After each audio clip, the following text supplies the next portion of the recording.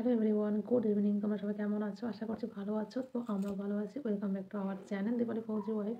তো আজকে একটা নতুন ব্লগ নিয়ে তোমাদের সামনে হাজির হয়ে গেছি। তো আজকের ভিডিওটা কী হতে চলেছে নিশ্চয়ই তোমরা টাইটেল আর থাম্বনেল দেখে বুঝে গেছো। তো ভালো লাগলে অবশ্যই লাইক, কমেন্ট, শেয়ার আর সাবস্ক্রাইব করতে হবে, সাপোর্ট করতে হবে। তো আজকে আমি তোমাদের সঙ্গে শেয়ার করতে চলেছি প্রেগনেন্সিতে বা গর্ভাবস্থায় আমাদের পায়ে কেন ব্যথা হয় এবং ঠিক কী কী করণীয় আছে বা কোন কোন কাজগুলো একদমই করবে না, করলে কিন্তু ব্যথাটা কিন্তু বেশি হতে পারে। এবং এই যে পায়ে ব্যথা হওয়াটা কোন পায়ে সবথেকে বেশি হলে ছেলে হয় বা মেয়ে হয় সেটাও কিন্তু বলবো ভিডিওর লাস্টে। তো আমার ছেলের সময় বা আমার মেয়ের সময় কোন পায়ে ব্যথাটা আমার বেশি হতো সেটাও শেয়ার করবো। তো চলো আজকের ভিডিওটা এখন থেকে স্টার্ট করছি, দেখতে থাকো।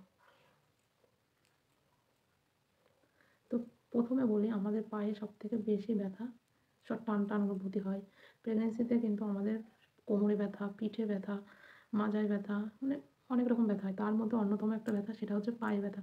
পুরো প্রেগনেন্সি জার্নিটাতেই কারো পায়ে ব্যথা হয়, কারো লাস্টের দিকে গিয়ে হয়, মানে 8 মান্থ 9 মান্থে গিয়ে হয়। তবে এই ব্যথাটা কীরকম হয় বলো তো? টান টান লাগে, পা টেনে ধরা, কামড়ানো টাইপ, পেশি পুরো শক্ত হয়ে যায়, পা টেনে ধরে হাঁটতে গেলে এরকম মতো হয়। তো এরকম ধরনের ব্যথাগুলো কেন হয়, কিসের জন্য হয়, চলো শেয়ার করা যাক। প্রথম হচ্ছে আমাদের প্রেগনেন্সিতে কিন্তু প্রচুর পরিমাণে ওজন বৃদ্ধি পায়। আর এই ওজন বৃদ্ধি পাওয়ার ফলে কিন্তু পুরো চাপটাই আমাদের পায়ে লাগে, যার ফলে কিন্তু আমাদের পায়ে ব্যথা করে। নেক্সট হচ্ছে আমাদের গর্ভে যে বাচ্চাটা রয়েছে সেও কিন্তু ধীরে ধীরে বাড়তে থাকে।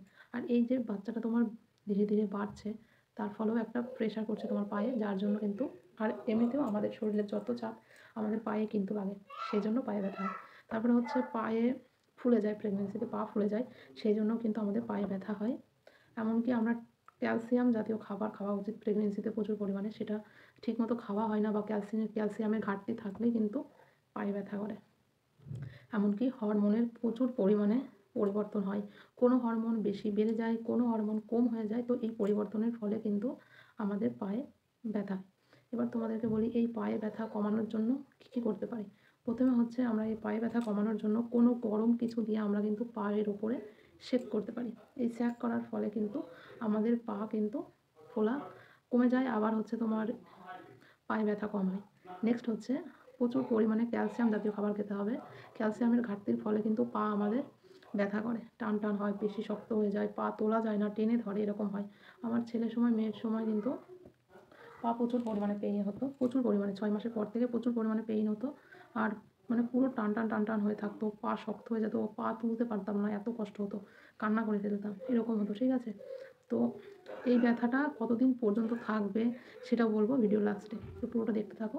তো এরকম ধরনের ব্যথা হয় ক্যালসিয়াম ঘাটতির কারণে। তো ক্যালসিয়াম জাতীয় খাবার যেমন দই, দুধ, পনির, তারপরে প্রচুর পরিমাণে শাক সবজি খেতে পারো, ডিম, চিকেন, মাটন, মানে অল টোটাল সমস্ত খাবার খেতে হবে। তবে কিন্তু শরীরে ক্যালসিয়াম, যে খনিজ উপাদানগুলো আমাদের প্রয়োজন হয়, ম্যাগনেসিয়াম, সোডিয়াম, সেগুলো কিন্তু সমস্ত কিছু পাওয়া যাবে, তবে কিন্তু পায়ে ব্যথা কম হবে। নেক্সট হচ্ছে হুটহাট করে কোনো সময় যেখানে সেখানে তাড়াতাড়ি করে বসে পড়বে না, তাড়াতাড়ি করে কোনো জায়গা থেকে উঠে দাঁড়িয়ে পড়বে না, ধীরে ধীরে সমস্ত কিছু প্রেগনেন্সিতে করার চেষ্টা করবে। এমনকি যখন পায়ে খুব ব্যথা করবে তখন কোনো নিচু জায়গায় বসে পাটা কিন্তু ছড়িয়ে বসে মানে বসার চেষ্টা করবে সবসময়। উঁচু হয়ে বসার চেষ্টা সবসময় একদমই করবে না, তাতে কিন্তু পায়ে ব্যথা বেশি হয়। এবার বলি, তোমরা কিন্তু পায়ের যে পেশি শক্ত হয়ে যায় সেই জন্য কিন্তু হালকা হাতে তোমাদের পায়ে কিন্তু মাসাজ করতে পারো। মাসাজ করলেও কিন্তু ব্যথা একটু হলেও কম হয়। এমনকি তোমরা ঘরে ব্যায়াম করতে পারো, যে ব্যায়ামগুলো প্রেগনেন্সিতে করা যায়, তাতেও কিন্তু তোমার যে হালকা পাতলা ব্যথাগুলো হয় সেগুলোর সঙ্গে তোমরা কিন্তু মানিয়ে চলতে পারবে। ঠিক আছে, নেক্সট হচ্ছে প্রচুর পরিমাণে শাক সবজি খাওয়া, মানে প্রেগনেন্সিতে এমনিতেই ভালো, তো সেগুলো খাবে। এমনকি তোমাদের যদি গর্ভাবস্থায় পা ফুলে যায় তখন কিন্তু একটা কাজ করতে পারো, জল গরম করে তার মধ্যে লবণ দিয়ে পা ডুবে বসে থাকবে 15 থেকে 20 মিনিট, তাহলে কিন্তু তোমাদের পা ফোলা অনেকটাই কমে যাবে, এমনকি পা ব্যথাও কমে যাবে। তবে পুরো প্রেগনেন্সিতে কিন্তু আমাদের প্রচুর পরিমাণে কাজকর্ম করতে হয় বাড়িতে, সেই জন্য কিন্তু যখন আমরা বেশিরভাগটা কাজকর্ম করি পায়ের উপর ভর দিয়েই কাজ করতে হয়, বসতে হয়, সেই সময় কিন্তু পায়ে প্রচুর পরিমাণে ভর লাগে, চাপ লাগে।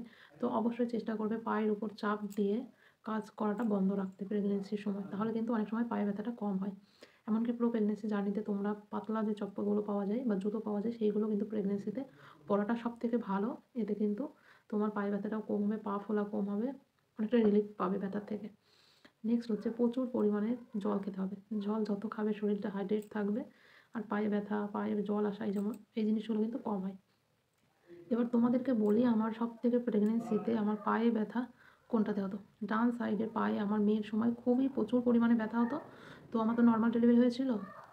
নর্মাল ডেলিভারির ক্ষেত্রে ডক্টররা, নার্স যারা থাকে একটু পায়ের উপর তারা প্রেশার দেয় বেবিটাকে যাতে বাইরের দিকে বার করতে পারি অনেক সময়। পা দুটোকে চাপ দেয় সাইড দিয়ে, ঠিক আছে? তো আমি জানি না, পুরো প্রেগনেন্সিতে আমার অতটাও ব্যথা ছিল না। তবে লাস্টের দিকে গিয়ে আমার ডেলিভারির পরে সেই ব্যথাটা আমার প্রচুর হয়। পায়ে টান লাগা, পা চেপে, চেপে ধরা, পা হাঁটতে পারতাম না, এরকম কষ্ট হতো।